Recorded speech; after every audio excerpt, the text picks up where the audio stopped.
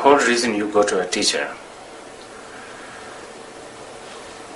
is ironically to want to actually aim for, so that one will not want. You understand? And that's, I'm not joking here, I'm not twisting any language, or I'm not trying to be clever, but that is the main aim, isn't it? I mean, that is the whole point of the tantric concept of guru. You don't want to leave guru independently at the end. I mean, you don't want to leave the guru outside there as an external savior. You want to realize your mind, nature of your mind is the guru. Guru is only a bridge. So ultimately, wanting something from an external source is something that we have to eliminate. Okay. Well, it seems like though there's this point where people get stuck, where intellectually they know what you're saying is true, but they also have this kind of grasping quality towards the teacher. Yes. Well, it's a very complicated relationship. Like a Zen master said, to study Buddhism is to study about yourself. To study Buddhism is to study about yourself. To study about yourself is to forget about yourself. Yes, that says it. To actually, the ultimate aim of Dharma practice is to forget. Not to say forget, actually to really transcend, to go beyond all these distinctions. Now, that should be the fundamental base where we develop the student and teacher's relationship. But not many times it happens this way. Many times student and relationship is just another relationship. Boyfriend, girlfriend, husband, wife, man, woman. So that's why there's a game. When a student is insecure, students play games. When the guru is insecure also, gurus who are not accomplished, they have insecurity and they play games. That's why, first of all, students don't go to a teacher seeking for something they need. Rather, they go there to look for something they want. Similar thing happens from the teacher too. Many of us, many of the teachers like myself, we are not even brave enough to really give what the student really needs. And what student really needs could be very raw, very painful, very naked. And who has courage to do that? It's so difficult. Because many of us, we have agendas. Agenda is the big problem in this world, basically. One should be agenda free. We do know that we have to crush our ego. Now, in order to do that, we have to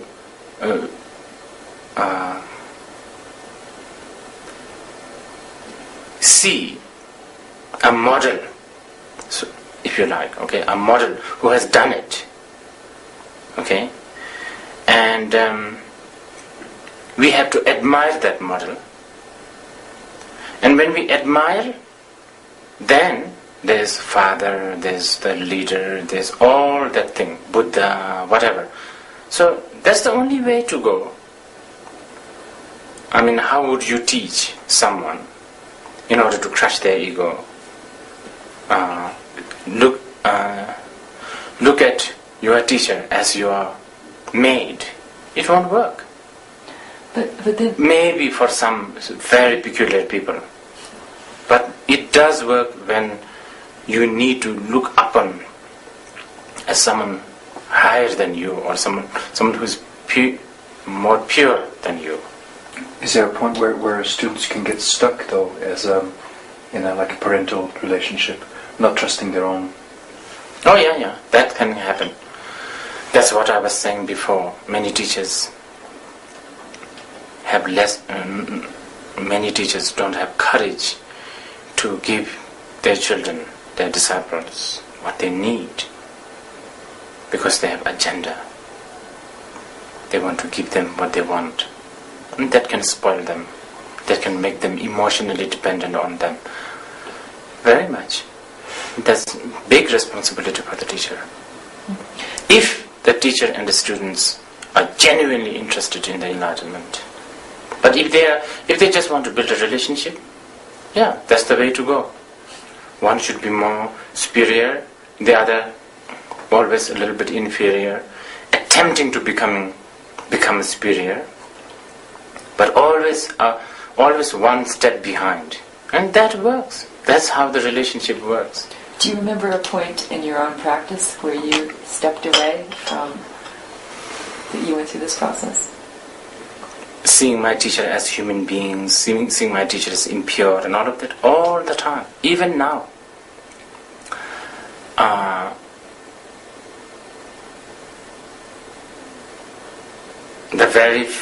For instance,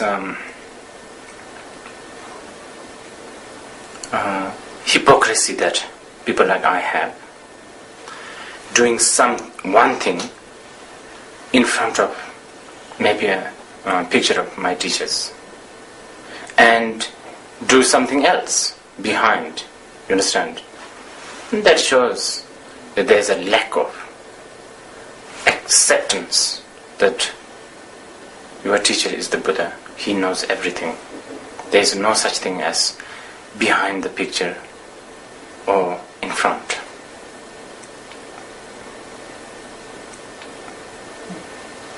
How can we determine if a teacher is a genuine teacher? That's a good question. It's very difficult, but especially as a deluded being, people like us, we can't. Our judgment, even we judge that someone is a really good teacher, how much can we trust with our own judgment? Many times our own judgment has failed us. This is why in Buddhism, study, contemplation, not accepting Buddhism with blind faith, with blind devotion, is very much stressed, especially initially, by the Buddha himself. Again and again, Kangsala mitun cholatan, that's what he said. Not to depend on a person, but depend on the teachings that he gave you. And not simple like that. You have to. It will always be an insurance, okay, if you like, to study, contemplate on the Buddhist texts, study them, and then finally, once you are slightly matured, I would say, it's in this. Even all the other quality failed. Okay. Maybe your teacher is not a learned, maybe not, gentle, straight enough, But one thing that I think you should look for is a teacher who is not interested in himself. A teacher who is totally interested in you and fellow sentient beings. Is there any value in Western students making a pilgrimage to Taksang or to Bodh Gaya? Yeah. Pilgrimage, although it has become very ritual now, it's sort of devotional, ritualistic thing.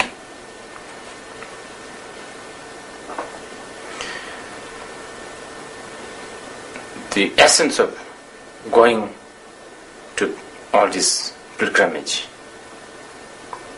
is to remind ourselves that such beings exist. Not as a hero, okay? Not as someone who has done this, did this, but as an example.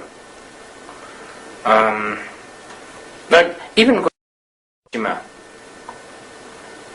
probably can, even it is a minute, might remind you how we human beings destroy ourselves. It's like that. Going to Kushinagar, for instance, can remind you that life is impermanent, even the Buddha himself. Going to places like Saranath can remind you that one of the greatest... I'll just wait until that thing passes. Okay? One of the greatest thing that has been said in this world was said there. And then it might invoke a little interest. What did he say? Know the suffering. Abandon the cause of suffering. And so on and so on. So important, to remind ourselves. I mean, of course, if you're a good practitioner, you don't need these things. But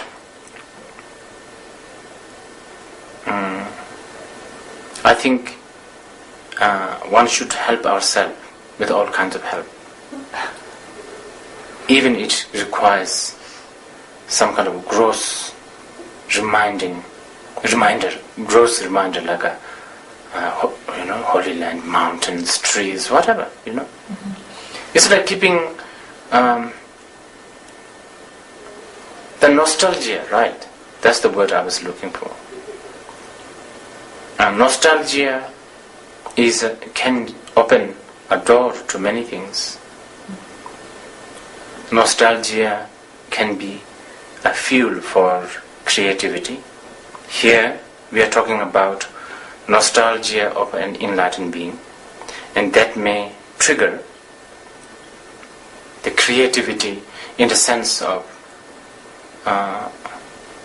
really valuing the Dharma, spiritual path, and seeing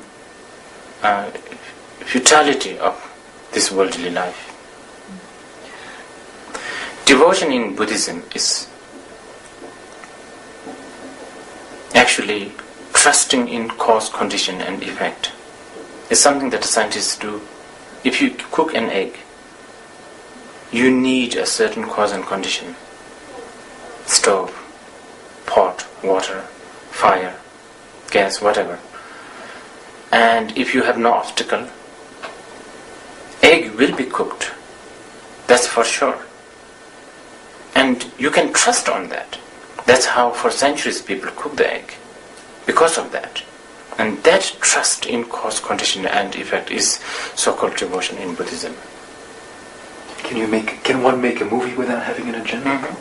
But you want to say something, isn't it, in the movie? Isn't that an agenda?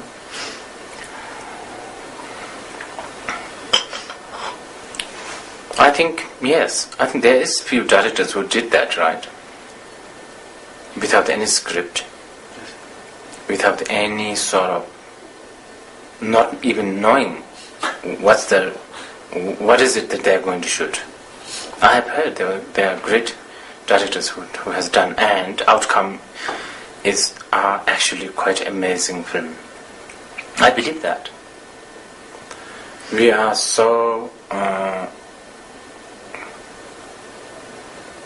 stuck with a certain lifestyle, a lifestyle that needs to be arranged, programmed. It's getting worse, actually. We are getting further and further. We are getting more and more distant from spontaneity. And that is really creating all the big mess. I mean, like ecology. We are not happy to spontaneously just camp under a cave or a tree. We need to now have a hotel, for instance. So the credit cards and all of that.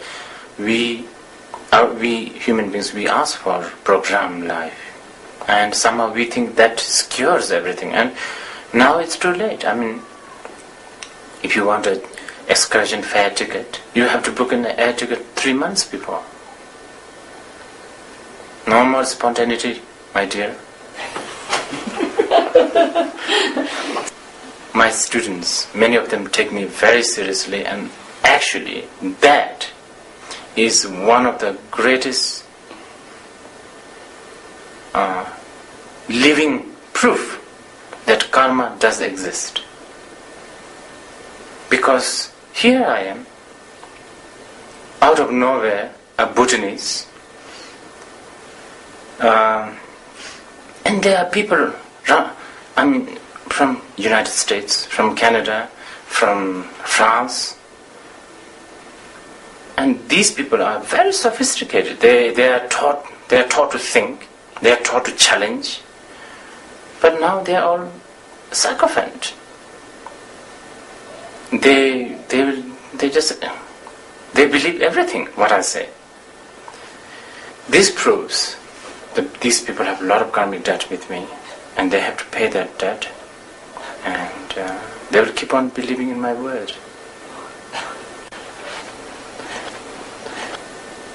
Western students are very, very fresh. And that's a very, very big advantage.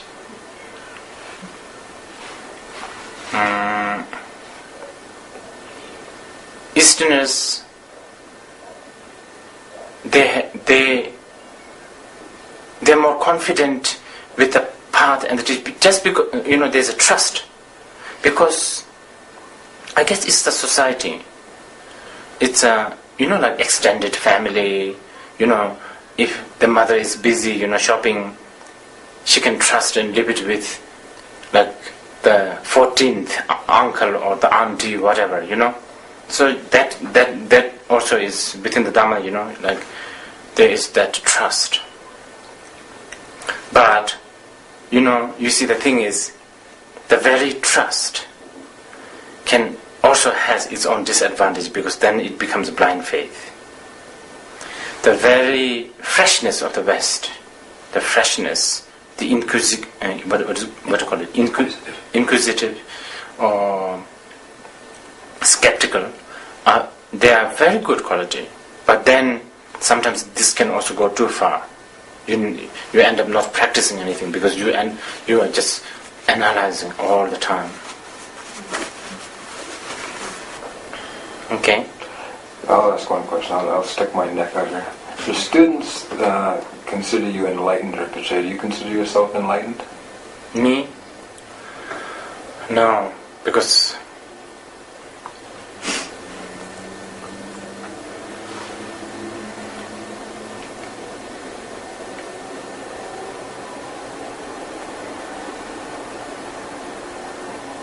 I am still a victim of condition. If I'm enlightened, then I shouldn't be. If the students keep on thinking that I'm enlightened, it will only benefit them. If there is benefit, that is. Okay? That's where the Buddhist teachings on mind comes in. You see, everything is your mind.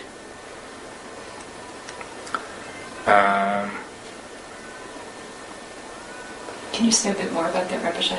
Huh? I know you've said it many times other places, but just for purposes of this. It's like,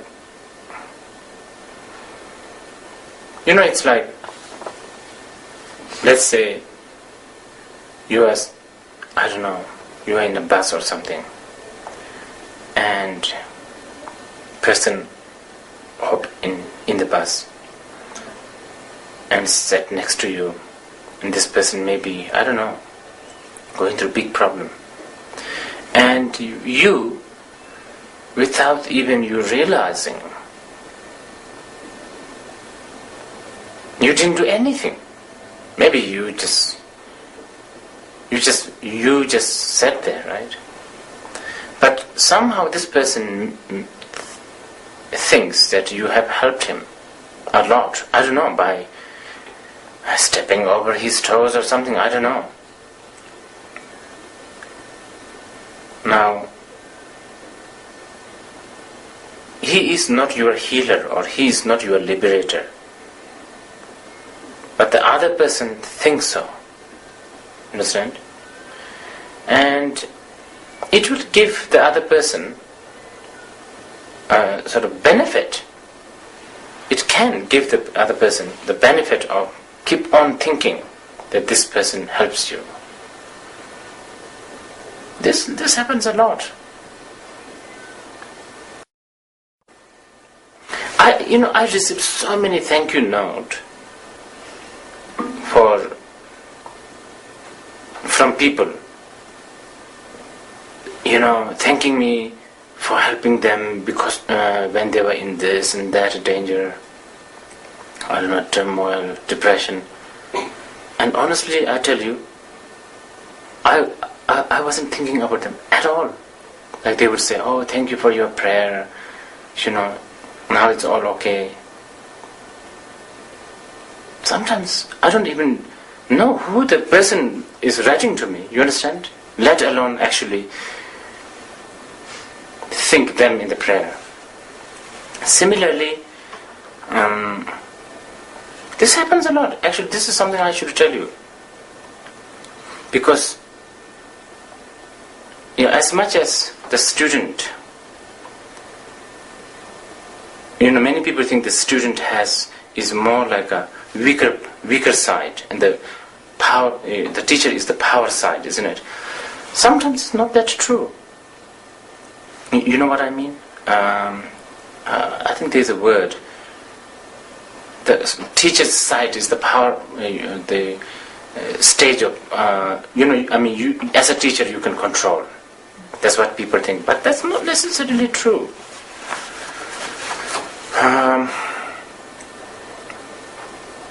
For instance, like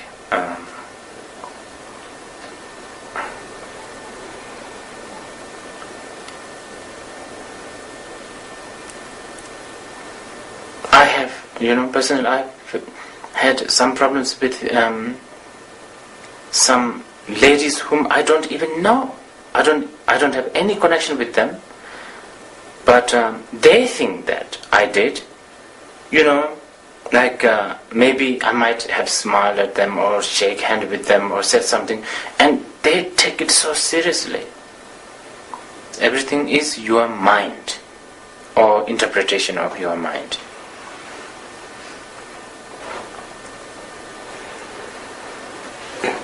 Everything is your imagination, and there is nothing that is not an imagination. Therefore, imagination is very powerful. Imagination is only reality that we have. Within the imagination, there is a fantasy and the reality in the relative world. Buddhists in general, they are trying to train people's mind to think on gentleness, kindness, love, compassion, and so on and so on. That's all path. But when you talk about everything as mind, you are approaching to the ultimate truth. Ultimately, yes, as we approach to the ultimate truth, first thing we have to realize is that then we are not talking about path, okay? Don't bring the path in here. When we talk about a path, of course we have to talk about goodness and badness and all that. What needs to be abandoned, what needs to be practiced. But as we approach to the ultimate, then we don't talk this anymore.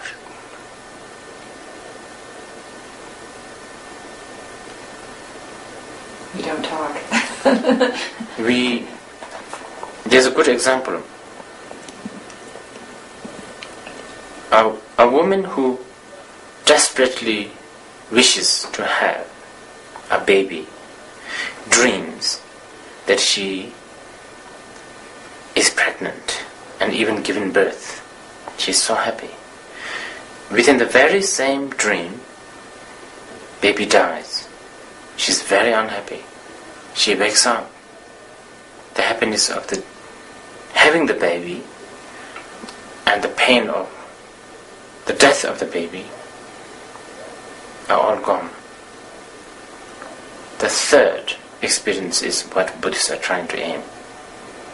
Not to have the baby, not to have the baby, but to go beyond that.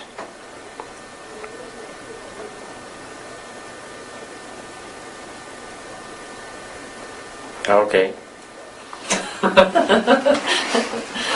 Thank you, Rinpoche.